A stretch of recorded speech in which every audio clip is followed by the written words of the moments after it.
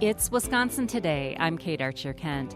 Earlier this month, the Trump administration announced a new directive to bar immigrant families lacking permanent legal status from accessing federally funded programs, including Head Start. Head Start provides free childcare, preschool, and various other services to over 13,000 Wisconsin children from low-income families each year. The Wisconsin Head Start Association is among a group of organizations represented in a lawsuit against the Trump administration, challenging this and other changes the federal government has made to the program. And more recently, Wisconsin Attorney General Josh Kaul signed onto a separate Head Start lawsuit against the Trump administration involving a coalition of 20 attorneys general around the country. We're checking in on how Head Start programs in the state have been affected as they navigate these changes. April Mullins-Datko is Head Start Director for Advocap. That's a social service agency serving Fond du Lac, Winnebago, and Green Lake counties. April, welcome to Wisconsin Today. Thank you for having me. And Jenny Maurer is here, Executive Director of the Wisconsin Head Start Association. Jenny, thanks for being here. Yeah, thanks so much. Jenny, your association joined up with Head Start associations of Washington State, Illinois, Pennsylvania, some parent groups to bring the suit. What is the status of the ACLU lawsuit that your organization is a part of, considering the latest directive out of the Trump administration on Head Start? Yeah, great question. So it was just filed this week, and we're waiting for a response. And we're really hopeful that we'll see some relief that will really help protect kids and families, and will really help to allow Head Start programs to keep serving kids and families, and allow programs just to keep doing the great work that they're doing across our state. And so the Health and Human Services Department issues this directive that reinterprets a law to expand the definition of federal public benefit. What does that mean for Head Start under this new interpretation of the law? So I think part of the lawsuit is that it's incredibly confusing about what it means for programs. The law is incredibly vague.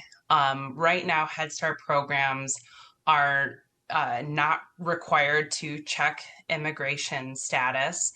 And the rule is incredibly vague, and it's unclear exactly how programs would do this. So much of what Head Start does is about creating a safe and welcoming place for kids and families. And while Head Start programs are really compliance driven and focused on quality, this rule, again, is confusing, and it's unclear how it would be implemented. It adds a layer of fear and mistrust if programs would have to be asking about these really sensitive family dynamics. And it's just really unclear how programs would add this additional piece to their mix. April, do you know how much of the population you serve are undocumented families, and what kind of impact this directive could have in your area? So I don't have any hard statistics about that because we're not required to check that.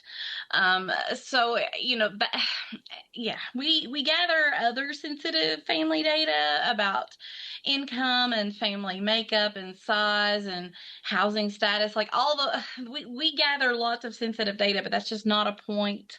That's not one that is one that we've been trained or have been told how to implement with our families and our programs. Do you think, April, that this directive could have a chilling effect on Head Start attendance? There's no question that it is having a chilling effect on our attendance. When just ruminations of this were coming out in the spring, we noted that we had some families of Latino descent who were not attending the program, and we had to continually reach out and just let them know that, hey, we're here to support you. We're not going to give access to your kid to anyone who is not, that you've not given us permission to do so with, so that, just letting them know that we're safe, that you don't have to worry about, someone accessing your child illegally in one of our centers. So, Jenny, if Head Start programs aren't tracking this type of demographic information, what would stop local programs from continuing to serve their communities as normal? What would stop them? If you're not tracking this type of information, could you not just keep business going, programs continuing to serve the community as usual? Yeah, so I think the guidance that we've, as an association, given to programs right now is to pause and take a moment to give all of the authorities the time to interpret this guidance, to wait for our legal counsel to work this through the courts, and to not jump to conclusions, because what we don't want to do is create fear and chaos amongst our communities.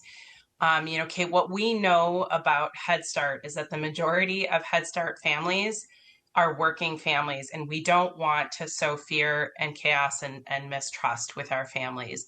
And so what we have said to our programs when this came out recently was, we know this is scary, but hold on, don't make any big changes. And exactly as you said, Kate, keep serving kids and families, and we're going to find out more. And that's part of why we worked very quickly with the ACLU to amend our previous complaint to say, we have to figure this out. This is incredibly confusing. It's totally unclear how we would even implement it. And we believe implementing it is in direct contradiction with the Head Start Act. And so we really wanted programs to not make any rushes to judgment. One of the features of the Head Start Act and performance standards is that programs do not have to, if a family is already enrolled, they don't have to take steps to redetermine eligibility. So really just to pause and not do anything dramatic in the moment, and wait until we can get more information about this, and to really be communicating and doing all the great things that Head Start programs are already doing with kids and families, which is creating that welcoming and positive environment that allows kids to thrive and allows parents to get to work in our communities across Wisconsin. And just to be clear, you haven't received implementation guidance, from Health and Human Services or any part of the federal government? No, Okay. There has not been any implementation details that have been released in addition to the rule. No. We are talking about how federal changes are impacting Head Start programs in Wisconsin. We have the head of the Wisconsin Head Start Association, Executive Director Jenny Maurer, and Advocates Head Start Director April Mullins-Datko. Congress's nonpartisan government Accountability Office released a report yesterday concluding that the Trump administration illegally withheld funding from the Head Start program in the first months of President Trump's term. Jenny, what is your reaction to that finding from a government watchdog? I think it's really just a confirmation of what I know programs experienced. AdvoCap, in fact, was one of the programs that experienced an extended delay where programs really, the program that grantees had to use to access their funding that they had already been obligated by the federal government, they were totally cut off from accessing that system.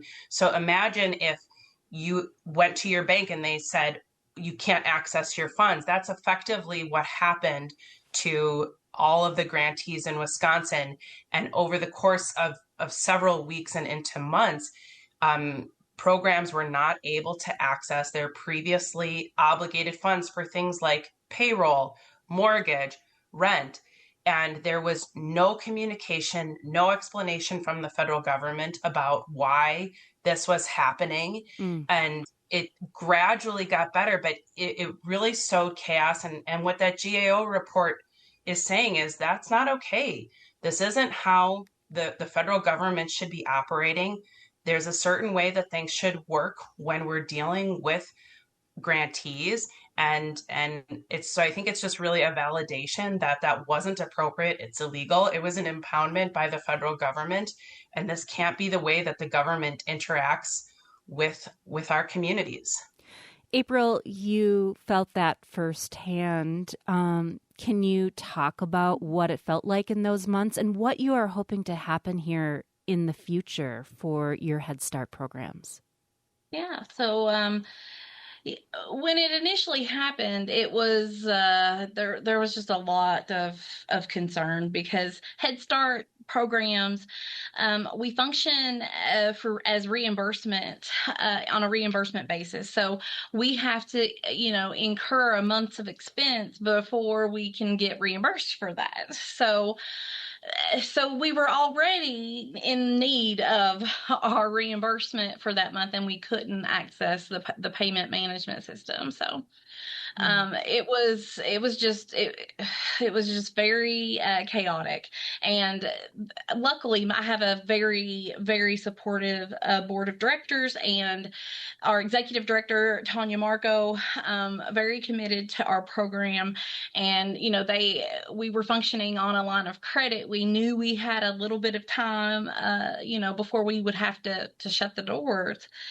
So we just really, really advocated hard for the release of those funds. And it took some time, but we were eventually reimbursed. And now we're kind of on a more predictable schedule. Like they're taking longer than they used to, but we know it's going to take a little bit longer. So, we kind of plan that into our, your monthly, our request. Yeah. Jenny and April, thank you for this update on the situation. Appreciate it. Thank you. Thanks for your coverage. Thanks for having us. That is Jenny Maurer, Executive Director of the Wisconsin Head Start Association, and April Mullins-Datko, Head Start Director for Advocap in Fond du Lac.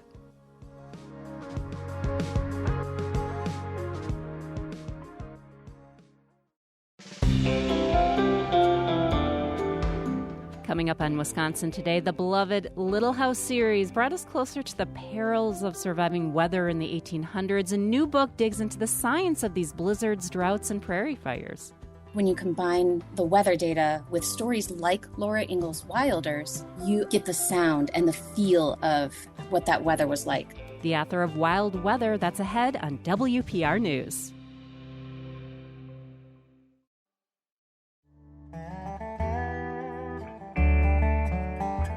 It's Wisconsin Today. I'm Kate Archer-Kent.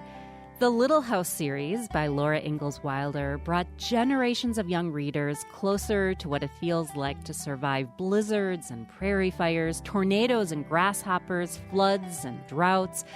A new book digs into the science behind Wilder's vivid and sometimes harrowing weather tales.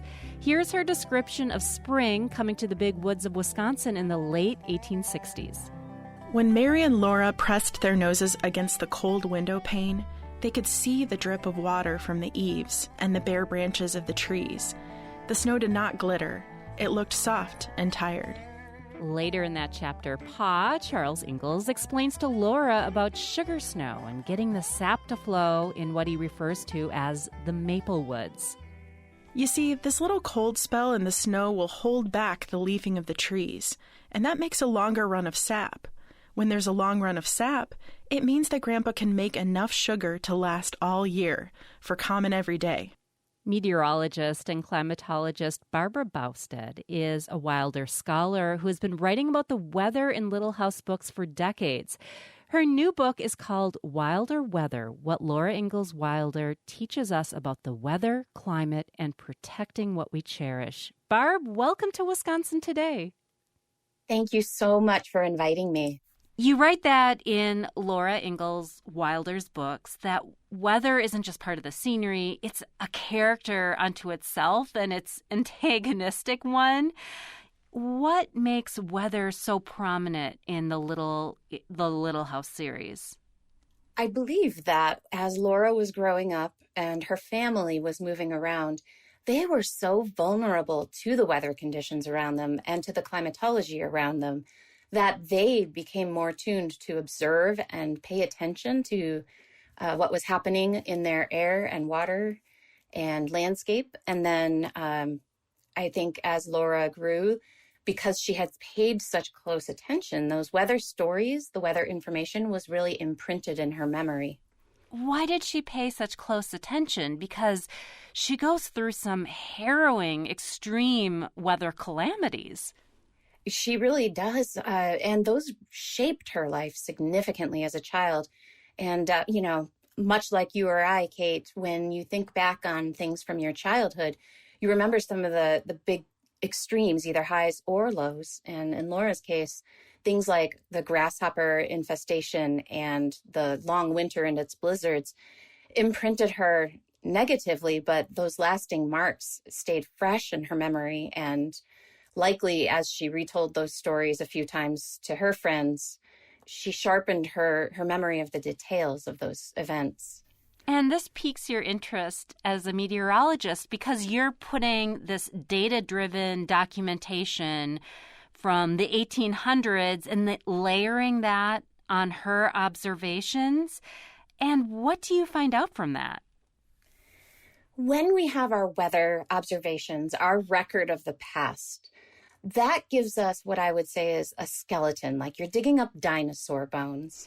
And with those bones, you can see the shape of the dinosaur. You can pretty much tell if it ate meat or plants, maybe a little bit about how it lived.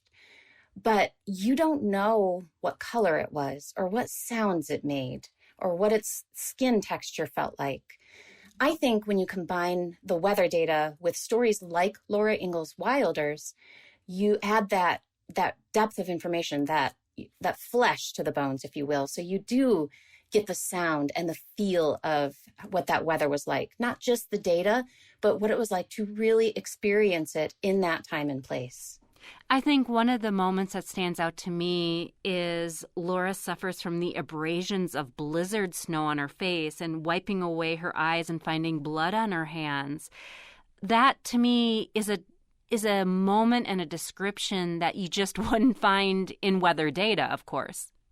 I think that her memory of that occurring is so sharp and distinct that it really puts an exclamation point onto the dangers of blizzards, that it's not just about not being able to see well and, roads being obstructed, that it can actually do physical harm to us. So Laura Ingalls Wilder is born in Wisconsin, writes about her family's time near Pepin and Little House in the Big Woods. What were some of her observations of the changing landscapes in Wisconsin? Laura was fairly young when she was in the Big Woods. She lived there twice, once as a baby to young toddler age, and then again around the age, 3 to 4 or so. And with her memories, she does have some recollections of things like maple syrup making during her childhood with her grandparents. And I think she reflected on that as an adult, not so much in what it was like to make syrup and have a dance because there was a sugar snow that made the maple syrup run longer, but that the landscapes were changing. People were cutting down the trees and things looked different. She wrote about it in her adult years in an article in the Missouri Ruralist, which was a paper in which she had a column, where she reflected on the great woods of Wisconsin and how they were changing. And those changes had an impact on what it was like to live in Wisconsin, which for her time, I think was quite a bit ahead of itself, that she was paying that close of attention to how people were shaping landscapes, changing them, and thus changing really everything about living in those areas.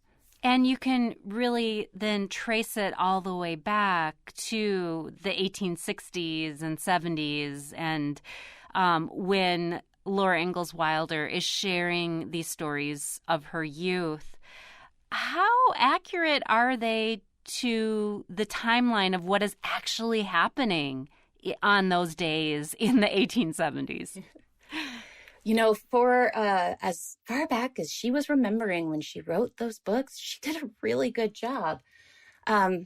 There are a couple things to keep in mind. One is that she was, 60, 70 years old when she was writing these recollections of her childhood. And the other is that they are historical fiction. So while they feel very realistic and we know they are rooted very deeply in the actual events of her childhood, there are artistic choices, there are narrative choices that she intentionally took to move her story along, as opposed to reflecting the exact precision of facts as she could remember them. But that said, in most parts of the book where weather is prominent, her recollection of things is pretty accurate, or at least close enough that we could look at the conditions and say, you know what, something like this probably did happen during her childhood. And a good example of that from the big woods is her recollection of this sugar snow, a late spring snowfall that prolonged the sap run by cooling things down at night, even as temperatures were able to rise above freezing during the day.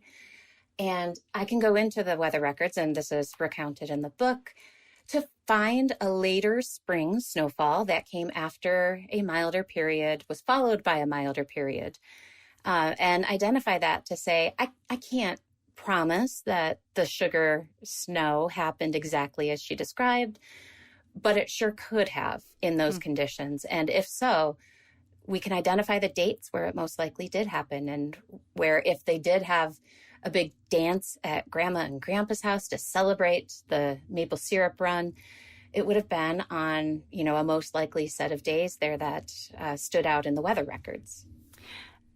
Your mother put the Little House series into your hands and says, read this. I think you'll like it. I mean, did these books in your childhood kind of give you a taste of the weather bug, if you will? I think I had the weather bug and the Laura Ingalls Wilder bug both bite me at about the same time.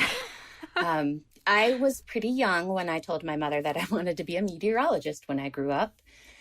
And it was around that same age where she first handed the Little House on the Prairie book to me and said, I think you'll like it. And I wrinkled up my little nose and said, I don't know. And she said, just give it a try. Those interests for me grew up at the same time. I grew up as a kid who was afraid of weather. And by learning about it, I was able to overcome fear and turn it into curiosity. And that's the passion that my family fed as they took me to the library and got me books on the weather and helped me explore weather safety and weather preparedness and just what weather is and how it's made. We're talking with meteorologist and climatologist Barb Bousted about her new book. It's called Wilder Weather, What Laura Ingalls Wilder Teaches Us About the Weather, Climate, and Protecting What We Cherish. When you write about the hard winter and you do your research, you start your research for the book with a question: was the hard winter as bad as Wilder said it was? How did you go about looking into what this family endured in the hard winter? This question of the hard winter was what sparked my first curiosity to really research the weather in the Laura Ingalls Wilder books, because I wanted to know if it really happened like she described, or if this was an exaggerated recollection or something she, really made sound bad to further the narrative she wanted to tell a story. And so the first challenge really was, is there even data available in that place and time? This is 1880 in Dakota Territory. It's not even a state yet.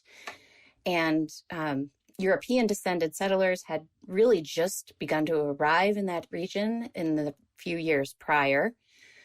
There were very sparse weather observations being taken. Some of the bigger towns around the region had routine weather observations, like Minneapolis and Des Moines and Omaha. But getting a little closer to De Smet, South Dakota, required a little deeper digging. So what I found were weather records from old frontier forts during those days of early colonizing and settlement. And those weather records helped fill in some of the gaps on weather conditions a little closer to where Laura had been living. These are historical weather data. They're not, they weren't observations taken in exactly the same way that we take them now, but they were enough information to help put the story together. And then another place that I looked to for other accounts and verification was other storytellers, other people who were writing newspaper articles, for instance, or telling town histories or keeping their own journals, and looking for those stories in other places too. And the more you can get those stories and observations to come together to create a similar picture, the more confidence you have in the picture that they are painting together. As you do this research and the years unfold, you have these questions about the hard winter that leads you to co-create the Accumulated Winter Season Severity Index, or you call it ASSI. What went into creating this index? And, it's been called the Winter Misery Index. Oh, yeah. So this is a great collaboration between myself and my collaborator, Steve Hilberg, who is retired from the Midwest Regional Climate Center and University of Illinois. And he is a weather nut, a weather enthusiast. I wanted to trace how severe the winter of 1880 to 1881 was compared to more modern winters. So we had slightly different motivations, but wanted to solve the same scientific question. How can we scale the severity of a winter in a way that we can compare from year to year and say which winter was more severe or more mild? And in deference to Steve, I try not to use the words worse or better when it comes to winter conditions. Some people really love it. Some people make their money off of winter conditions. So I try not to make judgments on bad or good. And through our calculations, we worked together for a couple of years, and this was a part of my doctoral dissertation at the University of Nebraska to solve this question. And he and I created an index based on daily temperatures and snowfall and snow depth to basically give every day a score, like it's a sport or a game, and then accumulate that score all the way through the winter. So the higher a score is, the more cold and or snowy a winter was, and thus the higher impact it had. So we used that index to look back at the long winter and determine that in a good part of the north central U.S., it was definitely in the highest category of the ASSI, the extreme category. And in some locations, it was the most extreme record. And taking that index to recent years, we've had a polar vortex, in 2013, 2014, some severe winters on record. So in our warming climate, how is it possible to still have record or near record extreme winters like this? In a climate like Wisconsin's, where it does get cold during the winter, we are going to still get those fluctuations towards severe conditions. What we might see is that they would happen less often, for instance. So what used to be a once a decade type of winter is now a once per generation kind of winter. And in the future might be a once per 50 years kind of winter. We're still going to get the extreme cold events now and then, just by the fluctuations of weather and the chaotic system that it is and the way that our waves can set up. But how often they happen, that part might change. As people experience these extreme weather events, you talk about being part of the weather narrative and how Laura Ingalls Wilder touched generations of readers. And part of that gift is really paying attention to how the world around you is changing. Can you talk about how we should be part of this weather narrative and tell stories of weather events in our past? I think that, like Laura, we can be a part of keeping the record of what happened. And there are ways to do that a little more formally and by the numbers, where you can become an observer for the CoCo-RAS Precipitation Network, submit a daily precipitation total, and that goes into the database just the same as all the other data we collect, but it's done in your own backyard. So you become a backyard observer, needing only a particular rain gauge to join this network. You can also be a person who documents and observes plants and animals and their seasonal behaviors. So when certain species of bird return on migration, for instance, or when certain species of trees or flowers emerge in spring. That's one source to do that through is the National Phenology Network, where you can collect those observations. And also, people can just keep those stories themselves when a bad storm hits, or, a nasty winter, or a not so nasty winter, a very mild one, to take a few minutes to write that down, write a little journal entry or a blog or a Facebook post or whatever means you have that you like to write in.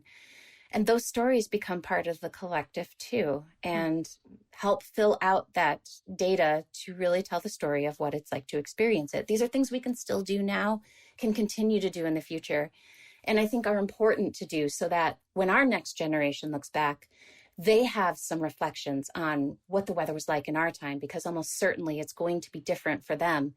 And so the weather of the past will be something they have to study with past stories. Barb, thank you for your book, and thank you so much for joining us. Thank you so much for having me. I love talking to the folks in Wisconsin. They are a great group that's tuned to weather and climate around them. That is meteorologist and climatologist Barb Bausted. Her new book is Wilder Weather, What Laura Ingalls Wilder Teaches Us About the Weather, Climate, and Protecting What We Cherish.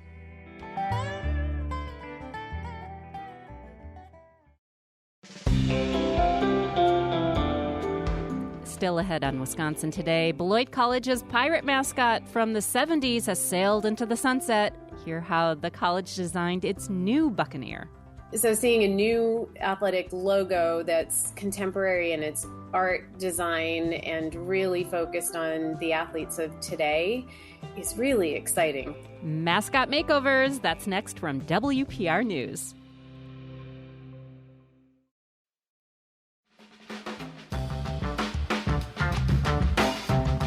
It's Wisconsin Today. I'm Kate Archer-Kent. Throughout its history, Beloit College has been represented by a variety of mascots and nicknames, with the Buccaneer arriving on the scene in 1949. Now, athletics teams at this liberal arts college on the southern border of Wisconsin have a new logo to rally around. For the first time since the late 1970s, Beloit College has sent its rakish, swashbuckling pirate into the sunset. The old logo depicted a winking pirate wearing a plumed hat with a dagger in his teeth. The new pirate features a smirking skull wearing the tricorn pirate hat, a bandana, and a turtle shell earring. Aha! More on that in a moment. So what does it take to overhaul your school mascot? Karen Shadeen guided the process of the logo overhaul as Beloit College's Vice President of Enrollment, Marketing, and Athletics, and joins us now. Karen, welcome to Wisconsin Today. Well, thank you for having me. You've described that this new logo evokes Beloit traits like courage and adventurousness. What do you see when you look at the new logo design? Well, looking at the new logo's design, I'd be remiss in not saying it's the first new logo design since the 70s. So it's been nearly 50 years of what we're now affectionately referring to as the vintage Buccaneer. And so seeing a new athletic logo that's contemporary in its art design and really focused on the athletes of today is really exciting to me. Can you talk about the process of changing the logo now compared to like the late 70s when the athletic director just kind of picked a piece of art out of a catalog and that was that? Yeah, it's so funny because that's exactly what happened and probably what very many did back in the day, I suppose. The process was interesting. There have been other periods of time for the college when there was discussion about changing it, but not execution. So we knew we had an opportunity, we had the time. I suppose I decided I had the intestinal fortitude to be willing to withstand whatever the result was after the fact, because you always know there'll be people who love it, people who really don't have an opinion, and plenty of people who really object to change. So part of the process was making sure that we had a company that we felt really good about working with. And we picked Chutzpah, who's out of California, sisters who have this small boutique company. But small boutique company aside, they work with some really big clients. So they've worked with Disney, Netflix, professional teams like Kansas City Chiefs and the Lakers. So we felt like we were in good hands. So the college's official mascot is the Buccaneer, but the campus also has this really strong affinity with turtles. Can you talk about that inspiration and where that comes from? The Buccaneers was voted on by students back in 1949.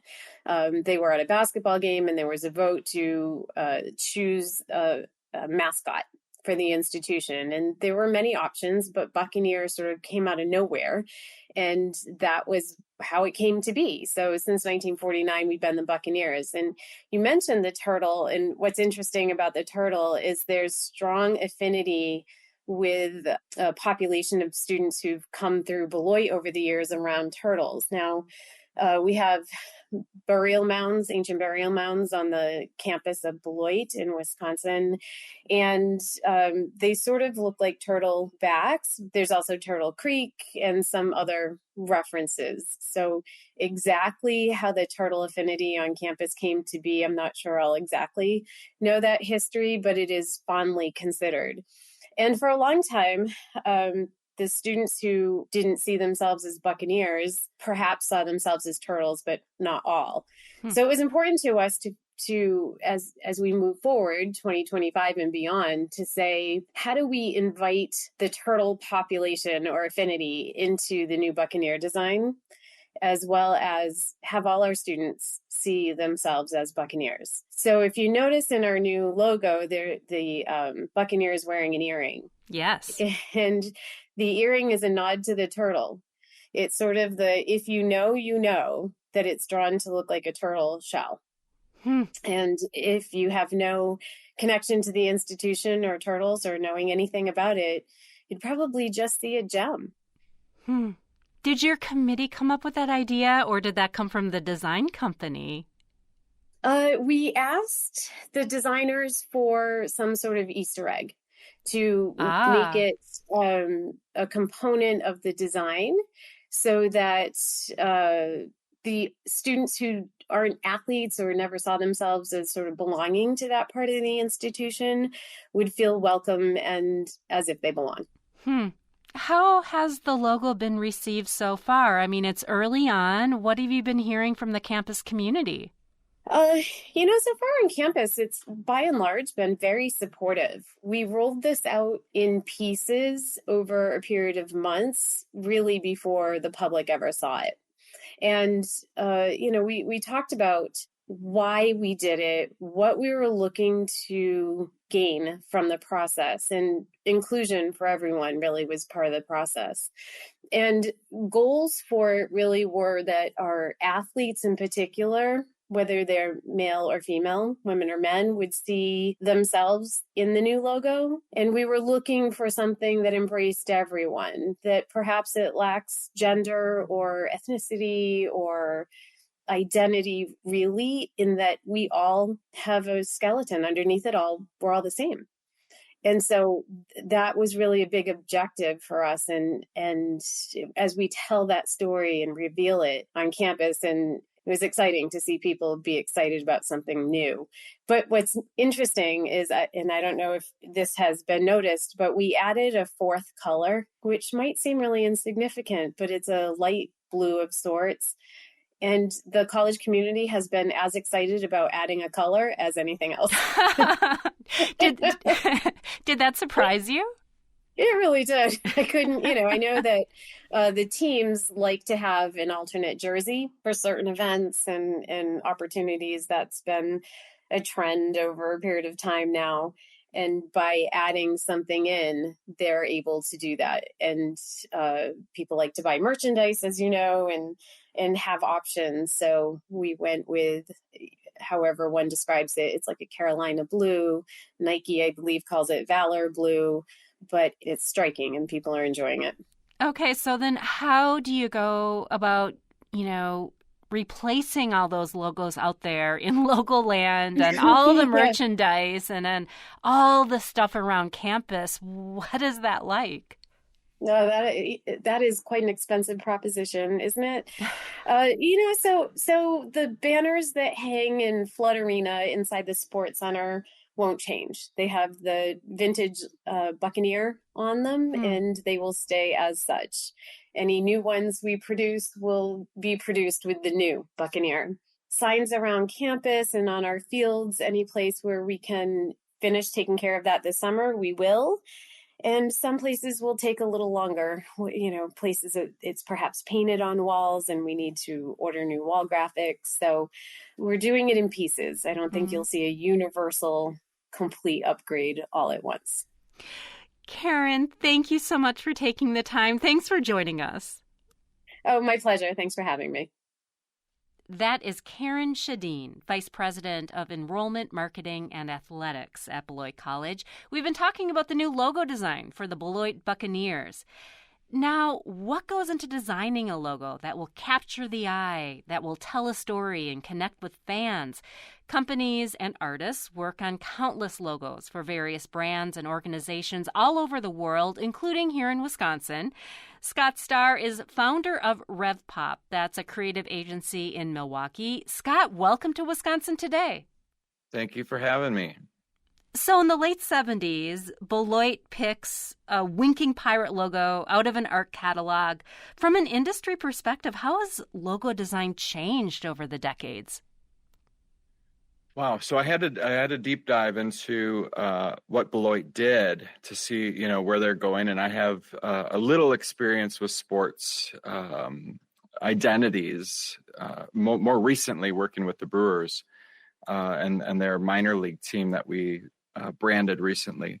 It hasn't changed much. I think it's the tools that have changed, right? And the accessibility for those, that might be just starting out making logos, or maybe you're not a designer and you're able to open up a program on your computer and just kind of whip up some type. And even now with AI, you can just ask ChatGPT to make you a logo. And I think it's become easier to get from point A to Z. But I think the process and the ideation of storytelling, visual storytelling hasn't changed much. But I think the process has gotten easier, right? I think that, the difference is there are a lot more designers out there that make logos. I think that there is a heavy distinction between branding and brand identity that some folks don't quite understand.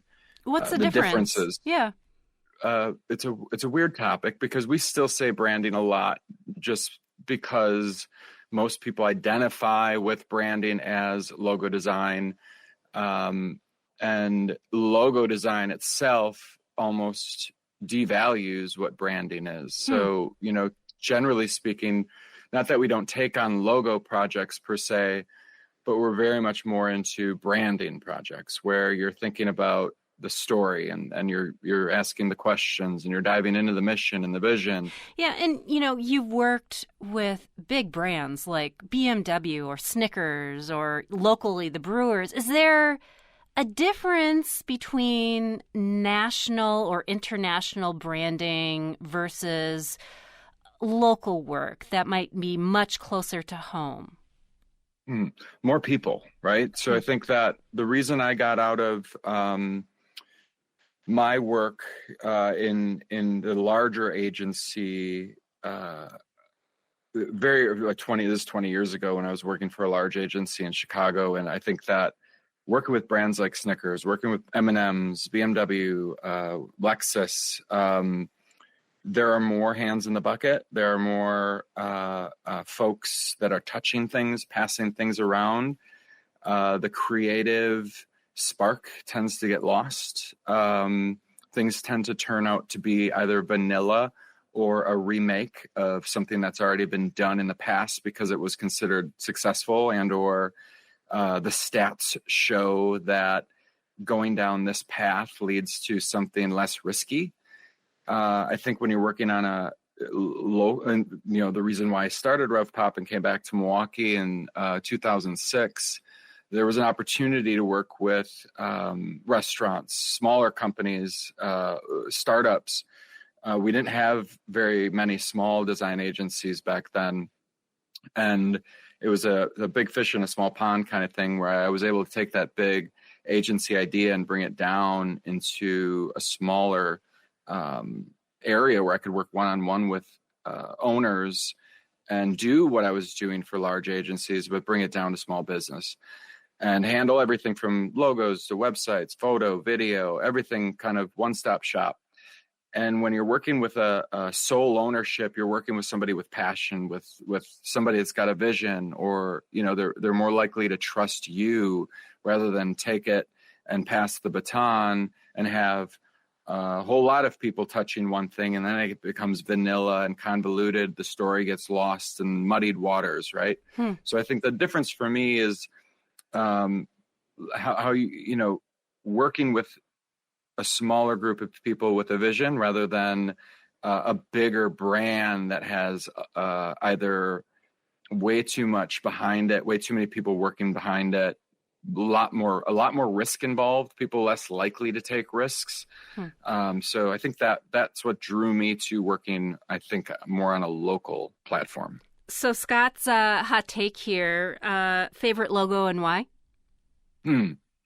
Favorite, you know what? I mean, I think, and I'm not saying this because, it's a client, but I had that aha moment maybe like 6-7 years ago when I looked at the Brewers logo and I saw the MB. And that was, wearing a Brewers hat when I was a kid, and then realizing that there was an M and a B in the glove that was the pivotal, like, wow, okay.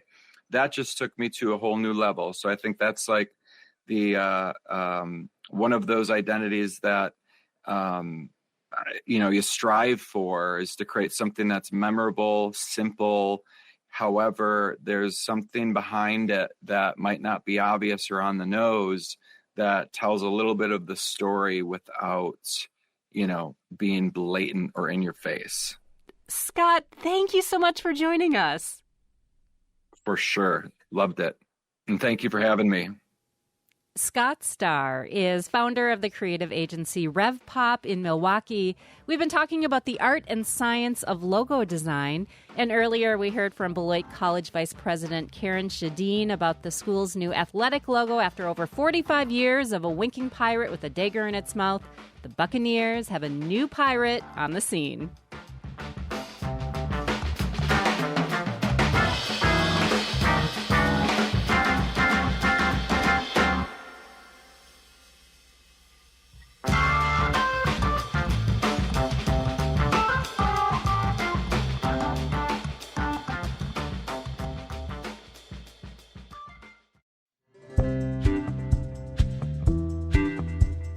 Sauk City native and country music artist Dan Lapine has a debut album that is a tribute to honky-tonk country music, and he's honoring the tradition of artists like Merle Haggard.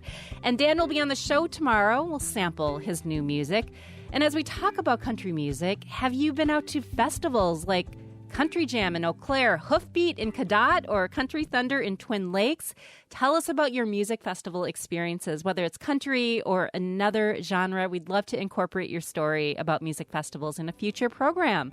Email us at wisconsintoday@wpr.org, or you can call or text to get in touch with us at any time. The number is 888-642-0232. That's 888-642-0232.